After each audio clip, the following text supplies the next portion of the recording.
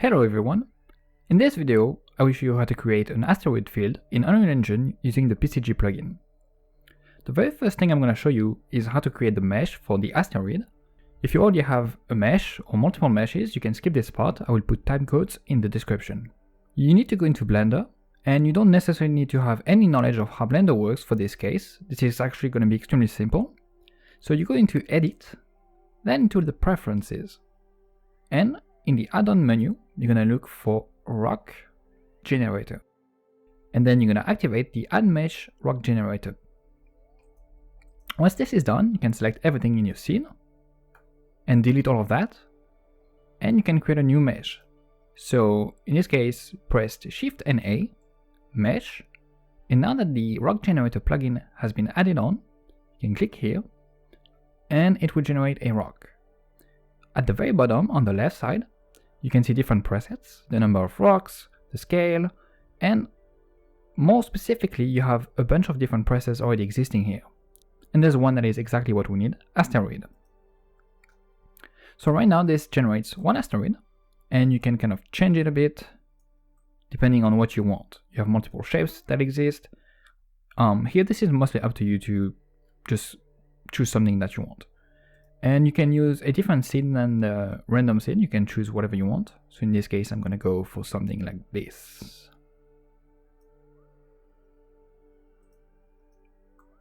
Once this is done, you have to go on the right side and into the modifier properties. You'll see that there's a lot of different properties already existing, and you just have to apply all of them.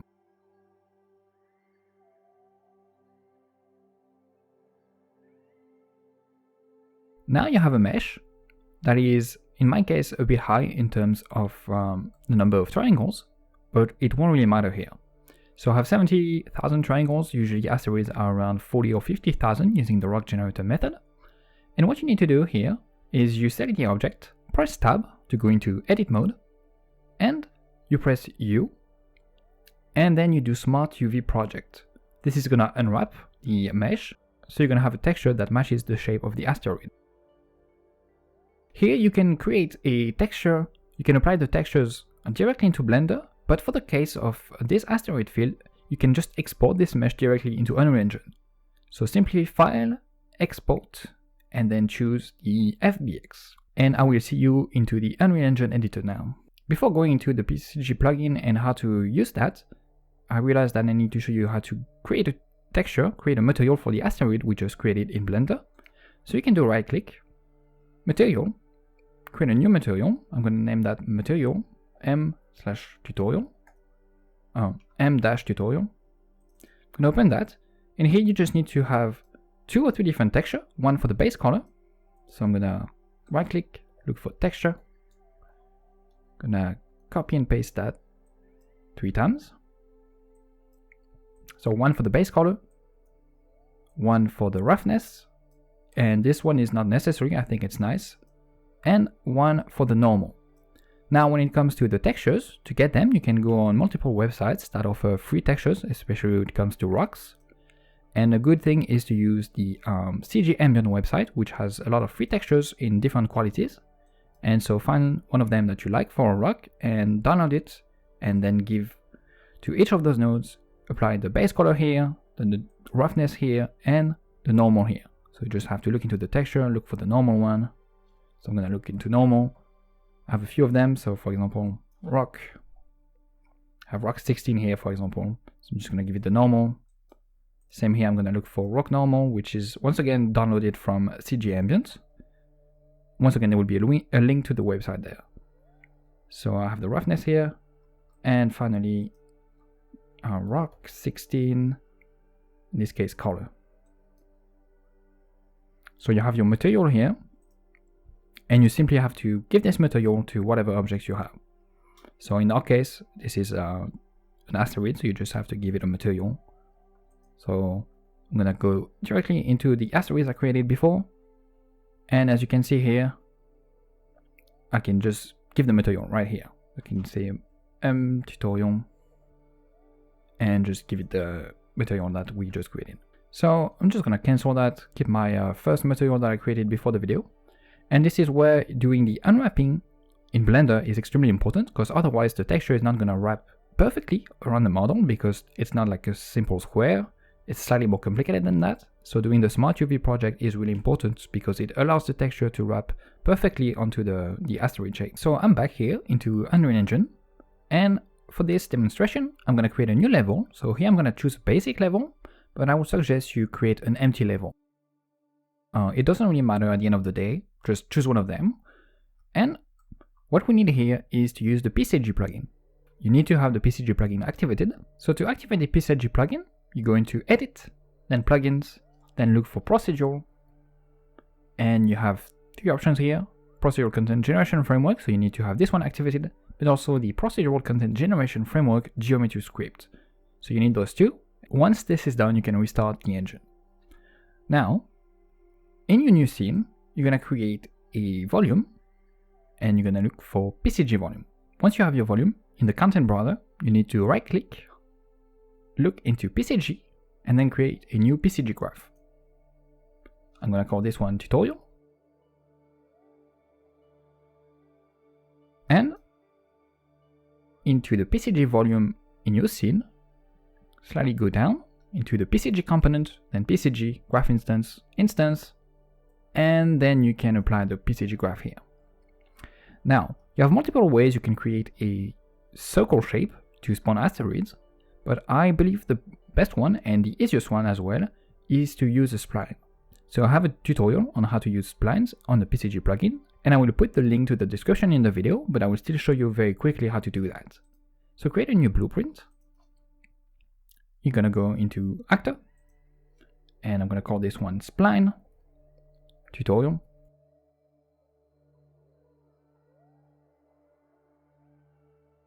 Into the blueprint, you simply need to add a spline.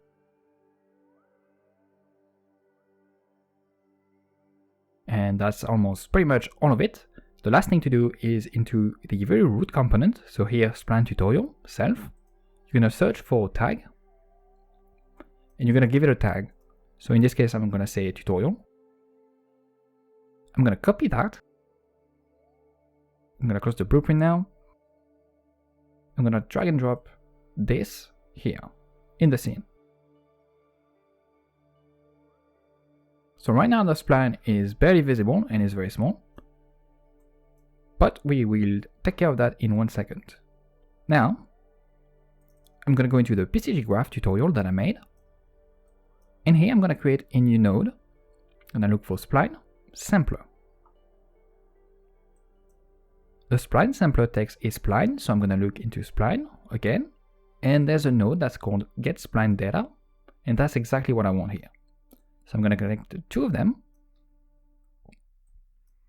and for Get Spline Data, I'm going to change the actor filter into all the world actors, and once I do that, I can search for an actor by tag, and as you remember what we just did 2 seconds ago is we created a tag, which was named tutorial.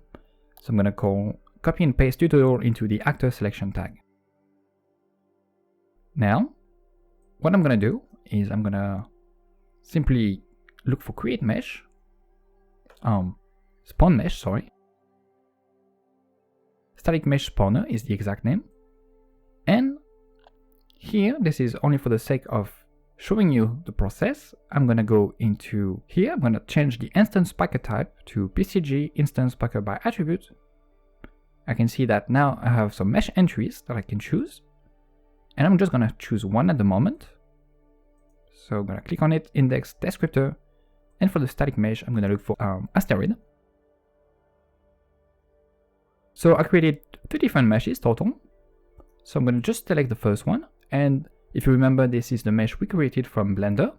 So once you have it exported from Blender into an FBX file, you can drag and drop this directly into the folder, in the content browser folder of the Unreal Engine project. Now I have my spline here. And what I'm going to do, because it's only online right now, is I'm going to press Alt. More precisely, I'm going to select one of the bits of the spline here. I'm going to press Alt. And I'm going to move it. I'm going to do that a few times. And what I'm doing here is I'm actually creating more points on the spline. So right now, we just have a spline, but it's not a loop.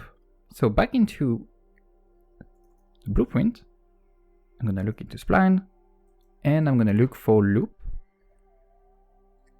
and I'm going to select closed loop. I'm going to save that, go back into my scene, and we can see that now we have a loop. So right now I'm just going to move the things around, and right now there is actually nothing being spawned yet. However, that should be the case. So this is very likely because into the PCG volume here, I need to go back up. I'm going to do cleanup and then generate. And here we go. So we can see that asteroids are being spawned on the spline here. So now we see that there's mostly just one asteroid per point. So this is nice, but that is not really a very interesting field. And if I move one of the points, you can see that more asteroids are being created, but still it's just mostly one per point. So it's not really interesting yet. So here I'm just going to make the shape slightly better. So back into the PCG graph, now we're going to do a few things to make this way more interesting. So the first thing I'm going to do is move that slightly on the left. I'm going to do right click and look for transform points. I'm going to attach that to transform points.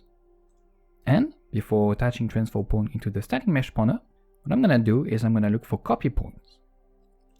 So here's the transform points allows you to choose a different scale for each meshes that is going to be spawned, different rotation, and a different offset. Right now I'm not going to change that, but we will do that towards the end of the video to show you how you can create a lot of diversity in the asteroid field. The copy point node, as the name indicates, allows you to copy different points. So what we need to do for that is we need a source and a target. So I'm going to look for a different node again, create points grid, which allows you to create points on a grid shape. I'm going to give that a bounds modifier, which allows you to change the shape of the bound where the objects can be spawned. And this is going to be the source of the copy point. And the spline is going to be the target, so the spline and its transform points. So what it does is that for every point that is being spawned on the spline, we're going to create a grid of those points, which will have different bounds and boundaries around. So to make sure that we can make sure that the size of the object that is being spawned is pretty much the size of the bound. If you have something too big, then objects might intersect with each other, and you have something too small, you might not have enough objects. So we kind of have to have something that fits the shape of whatever objects we have. Now here what I'm going to do is I'm going to change the grid extent, so pretty much the size of the grid, and I'm going to give it a higher value of 2000. In this case you don't need to change the z-axis, it doesn't really matter because the grid is not spawned on a 3D axis but on a 2D axis. And for the bound modifier, I'm going to change the scale to be 20, 20, 20, and the max is going to be 30. So those values depend on the objects that you have. If you follow the tutorial from the very beginning and created objects in Blender, they should be working for you, but you might have to tweak around. If you're not entirely sure of the size of the bounds, you can just press D, which will activate the debug option, or simply go into the menu here, debug and debug. And you can do that for each node, which will show you the bounds of each node, and this might help you figure out how big a shape of a bound can be compared to your object. Now, a side note about the create points grid, you need to remove the curl points outside volume checkout. If you have that activated, everything will be curled and will be removed, so it was going to appear as you have pretty much nothing being spawned, but once you remove that, everything should work fine. So if you have an issue and nothing is being spawned and you're not seeing any points even in the debug option, this is very likely because you need to change curl points outside volume from true to false. Now, just to show you where we are, I can attach the copy points directly into the static mesh spawner. I'm going to save and go into my scene. And we see a lot of asteroids being spawned. And if once again you've been following the tutorial from the very beginning, I would suggest that into each meshes we created in Blender, you change the scale. Once again, this really depends on the type of meshes. I just realized that it is better to change the scale of the object. So open your mesh, and in build scale, I put that to 0.1 everywhere instead of 1. You don't have to click on apply, you have to close it though. and this will ask you if you want to save that. So right now, a lot of asteroids, a bit too much. The field is very crowded, so we need to change that. So what we're going to do is we're going to look for a node called distance, which also requires a source and a target. So here the source is going to be the results of copy points, and the target once again is going to be all the points that have been created using the spline sampler. And the distance has multiple parameters. One of them is set density, and we want to use that because we're going to look into the density. As we just saw before, the density is very high, a lot of asteroids are being spawned, like maybe way too much. And something else to do is also to change the maximum distance. The maximum distance is a parameter that you might want to play around. So by default it's 20,000. I put 400, but you can play around this value, maybe 500, maybe more. It really depends on what you want to achieve at the end. So the distance node, the point of it is to get the distance of objects, and based on that we can filter object. By filtering objects, what I mean is we can filter which object will be spawned and which object will not be spawned. So we have a lower bound and an upper bound. And if I look into that, maybe if I change the lower bound, now I need to connect those two.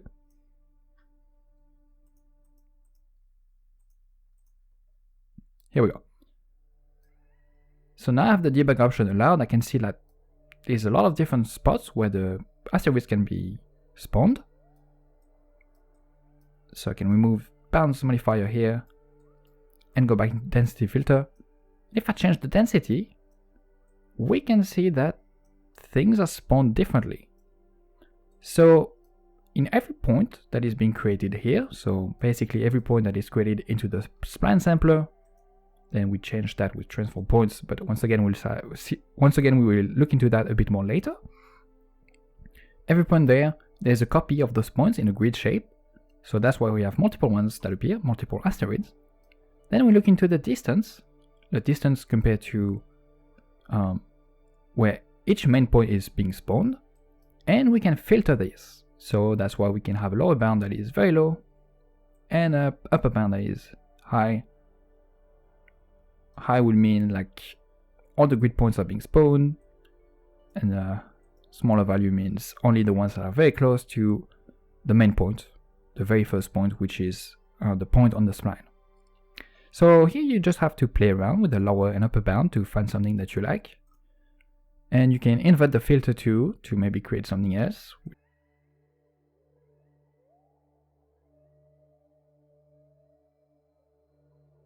Create different circle shapes.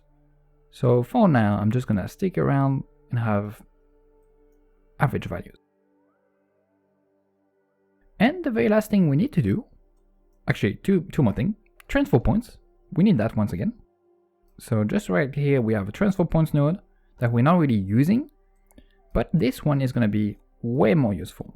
And this is also going to change, as before, the rotation or the offset of the scale of the different asteroids that we are spawning. And right before attaching that to the static mesh spawner, I'm going to look for prune and get the self-pruning node. The self-pruning node means that when you have two objects that are touching each other, then one of them will be removed, so you don't have any intersections between the two. What I like to do here is for the pruning type to be all equal, but once again you can play around parameters and see how that works for you. If this is the first time you've been using PCG, or pretty much the first time, you have to keep in mind that the pruning removes objects that intersect with each other, but we're not talking here about the actual mesh, but the bounds of the mesh. That's why it was important here to figure out the bounds, so we don't have something that is too big. If you have a really big bound and a small mesh, then the intersection is going to remove maybe like another bound that is touching the other one, but since they're big and the mesh is actually small, it's going to remove a mesh that appears to be very far away. And the same can be said if your bound is too small and the mesh too big, you're going to have meshes intersecting with each other and not going to be removed.